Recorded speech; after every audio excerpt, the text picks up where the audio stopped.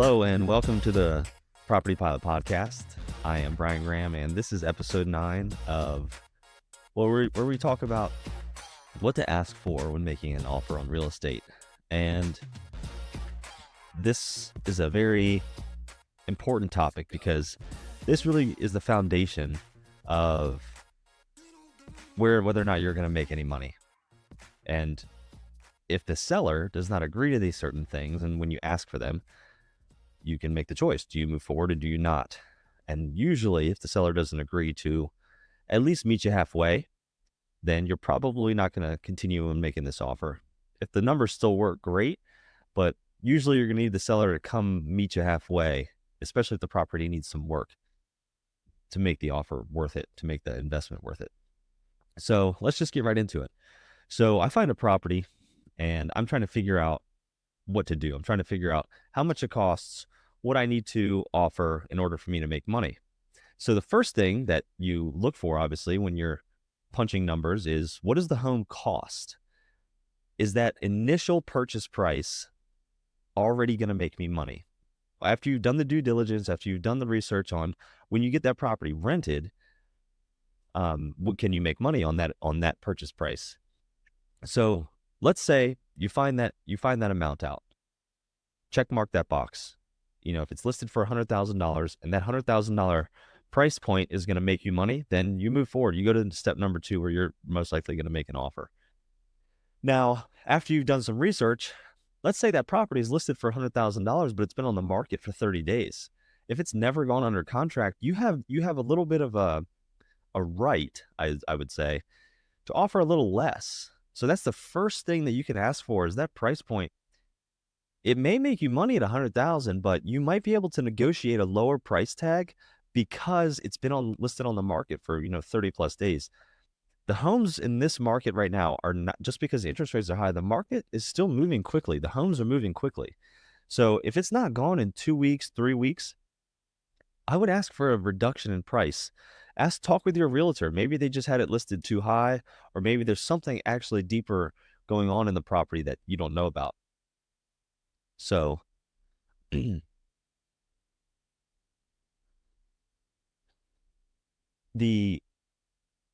next box would be your due diligence period. So I make an offer and it's accepted.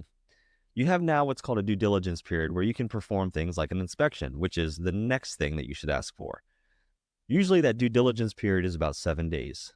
Then I go hire an inspector, within a third party inspector within about 7 days. That's my due diligence period, to whether or not that offer is going to continue to stay, or that inspector will then go into the property, and it is their job to search the property and all of its ins and outs, including the water heaters, the furnace, making the roof, making sure there's no holes in the building.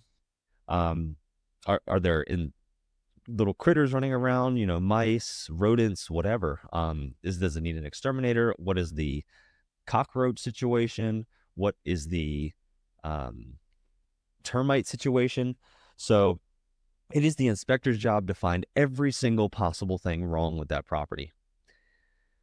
When that inspector is done, after that due diligence period, they're going to give you an inspection report.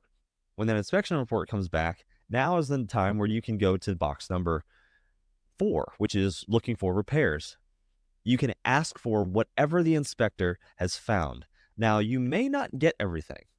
If there's a caulk missing here, if there's little things like that, those are expected in rentals. And depending on how long that property has been on the market, how many offers they have on the property, that may dictate how much you ask for when that inspection report comes back. Because if that property received multiple offers and they accepted yours, and you go back to the seller and you ask for every single thing the inspector has asked for, well, the inspector found, rather, the seller may just say, no, I had 5 offers. I'm not taking yours because I'm not going to give you $20,000 off the property. So take your inspection and shove it. I'm going to go with this offer over here, which was much better. So I'm going to cancel this offer and then go to the next one. So they have a right to do that. So you want to work with your inspector when they give you that report, I would ask them like, hey, does this seem, I know you put it in the report as it needs repair, but does it seem like a safety hazard? Is it something that can be fixed over time?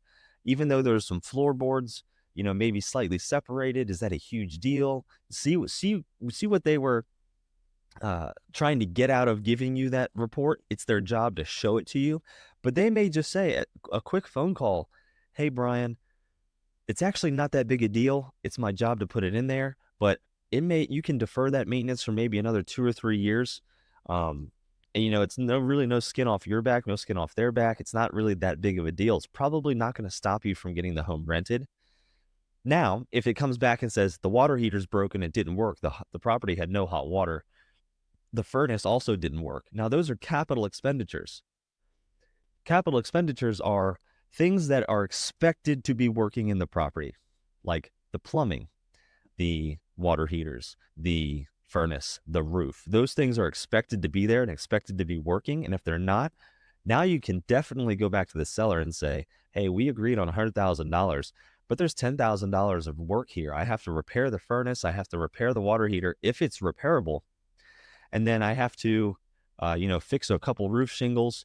You can get that done yourself, or you can give me $10,000 off the property, and then we can, work that way. You have a right to ask for that because those are expected things to be working. Now, if they're still working and they're just really old and you're going to have to repair them in a couple of years, you could negotiate with the seller, if they're willing, to ask for a little of that money back and say, hey, I'm going to have to repair these. These are very old. They're original to the property. Is there a way I could possibly get, $2,000, $3,000 back so I can put it towards, a new roof or a new water heater or furnace? They may or may not agree, but it does not hurt to ask because the worst they can say is no. Now, let's say when you and the seller negotiate and you agree on all of the closing, on all of the repairs, the next thing to ask for would be a closing cost assistance. So this would obviously come before when you're making the offer, before all of these things. But another thing you can ask for is the closing cost help. So I make an offer, and usually on property that, sorry, I lost my train of thought. I make an offer, and let's say a property costs $100,000, and the all-in closing cost help will be about 4.5%. Let's say $4,500 to $5,000. Well, on an investment property, I can ask for a 2% closing cost assistance. So they can provide me up to $2,000 of closing cost help. That's pretty significant. That helps a lot. I make that offer almost on every single property unless it has multiple offers. So when my real estate agent reaches out to the seller and says, how many offers do you have on this? If they say none, I ask for the maximum closing cost help possible. If they say they have a few offers, if the numbers still work, I'm going to cover closing costs myself. I may ask for 1% if they have one other offer, because that person may ask for full closing cost help. Now I've beat their offer. So it just depends on how many offers. And if you're working with a real estate agent that knows how to work with other agents, they should be able to find out how many offers are coming in or how much interest they have. Now, usually the real estate agent for the seller will say, the property's been listed for about a week. We've had multiple people come and view the property. We're asking for final and best offers on Sunday night or whatever night. And that will give all parties involved the opportunity to say, okay, this is the best I can do. You'll get a lot of people that undershoot, that shoot under what the property's worth. You'll get a lot of people that may shoot over. But usually everyone's going to be around the same place. And then those fine nuances of inspection contingencies or closing cost assistance may help sway the seller into choosing one person over the other. What's going to make the real estate agent the most money, the seller the most money, and save everybody the most time. The next thing to ask for would be the financial contingency. So if you're buying this property with debt, with a mortgage, you're going to ask for a financial contingency because you don't want to get into a situation where you go under contract, there's no financial contingency, and then you have to get a mortgage on the property. And then the mortgage company says, sorry, you don't qualify for whatever reason. There could be a countless amount of reasons, but sorry, you don't qualify. Well, now you have to go back to the seller and say, hey, sorry, I didn't get my I didn't get my finances in order. I can't buy the property. And if you have no contingency, the seller has the right to keep your earnest money deposit. And it's not operating in bad faith because you wasted their time. They have a right to keep it. On properties that are around $100,000 to $200,000, they may keep $500 to $1,000 to $2,000 of your earnest money. For properties more than that, the earnest money may be as high as $2,500, $5,000 for $500,000 plus dollar properties. So I highly recommend you have that financial contingency and ask for it, because if you have debt, that's going to be important as a way out in case you don't qualify. And because lenders' terms are changing all the time, rates are changing all the time. The next thing to ask for would be the closing date. Is what date are you going to close? So you have, let's say you go under contract March 1st, you've got the 7-day due diligence period, and then you got to go through the lending process. Usually you're going to close about 45 days out. Well, a lender is most likely going to ask you to close at the end of the month or the second half of the month, because they skip a month when you close. So if you buy March 15th, you will skip the month of April, and then your first mortgage payment will be in May. The lender wants to close at the end of the month because that minimizes the amount of time it takes for them to get their first payment. I would recommend that you try and negotiate with the lender to close on the first of the month or very early in the month, because now it gives you the most time to get situated with that property and realize 1 to 2 months rent to boost your cash flow so you can use that rent to start paying down the mortgage when your time comes. For example, my wife and I are under contract on a property today, and that property is going to close right now, May 29th. May 29th, that gives us 31 days, because we'll skip June and we'll pay July, 31 days before we make our first payment. I would like to push that payment, that closing date, into June 1st. Then we will skip July and start paying in August. That gives us almost 60 days until we start paying, which is a huge difference. It gives you more time to work your 9 to 5 to make more money, to help build a little cash reserve to help pay the mortgage down or any other expenses that the property needs. That's extremely important. So you're not really asking the seller for that. You're asking the mortgage company. And although the seller does have to agree of a closing date, but it's really the finances that is usually the roadblock. The next thing would be the home warranty. I'm trying to catch my breath. The next thing would be the home warranty. The home warranty, I have never asked for a home warranty, but I've had people ask me to get one. And this would be things like the water heater or the furnace or something that goes out. The home warranty would help cover that repair. They maybe cost $200 a year, and you pay $50 if something goes out and they come repair it for you. Whether that's worth it or not is to be seen. I'm not sure. I've never had someone call me after I sold them a property and told me like, hey, you owe me money or whatever. I've purchased 2 home warranties for 2 properties that I've sold because the buyer asked for it. And that was a contingency on them purchasing the home. And $200 on, making tens of thousands is, a small tax deductible cost that I was willing to pay. So not that big of a deal. The next thing to ask for would be title insurance. And that's something that your lender may require of you anyway. But title insurance is important because when someone says the title is clear or not, or the title is clean, if the title is clean or not, means that no other person has the right to challenge you for this property. So for example, in a tax lien sale, if I purchase a tax lien, the property gets sold to me. Someone that was just foreclosed on that property could take me to court and say, no, I have a right to that property. I paid the taxes so-and-so. They didn't record the date. They didn't record it. I'm going to sue Brian Graham for that property because he owns it, but you didn't have a right to give it to him. So if I buy title insurance, the insurance company will help cover the costs that it takes me to fight that person in court. So for example, that property my wife and I are under contract now is a new construction, and they want us to buy title insurance. Well, it's a builder that came in, bought the land, and then has sold off the land. Uh, Obviously you buy by the foot and sell by the inch. They're building houses and they're selling the houses to individuals. Well, it doesn't make sense for me to buy title insurance because who's going to challenge me for that property? The builder? It doesn't make sense. That's the only person that has a quote unquote right to the property.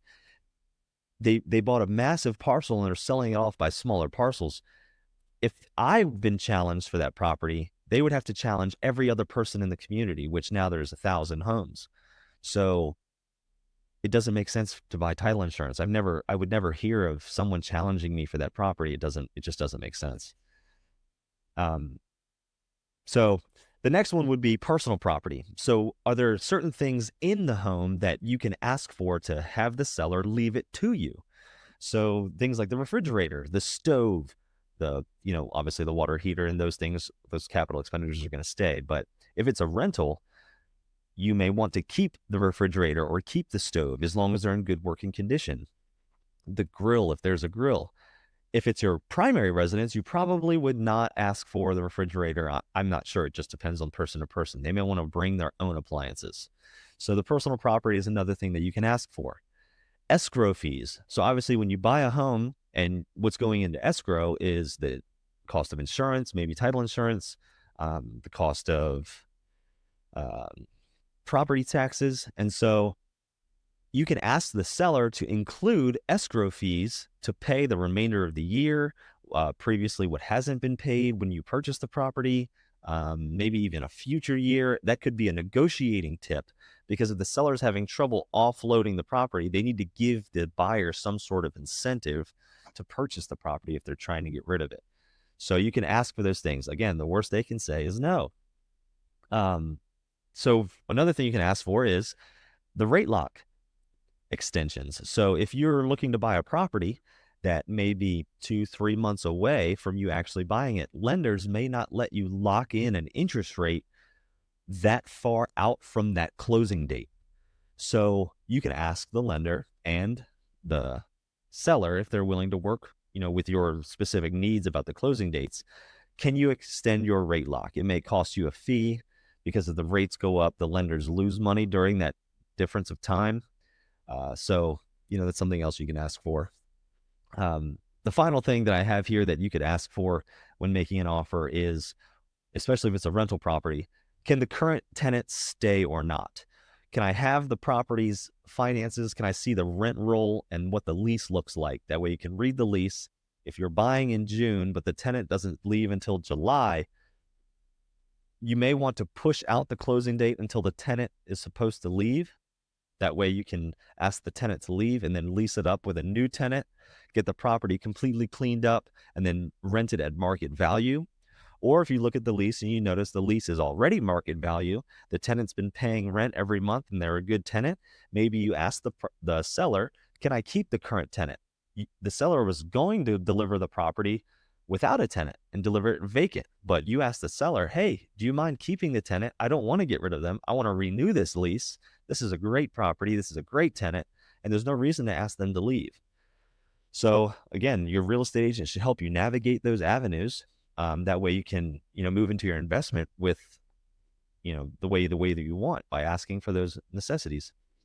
So I hope this podcast episode was of some help to you. There are many different things that you can ask for. You don't have to ask for all of them, but I wanted to give you an idea of when you're making an offer and when it's accepted or prior to it being accepted, what can you ask for to help your investment thrive? And I think it stems from how long that property has been on the market.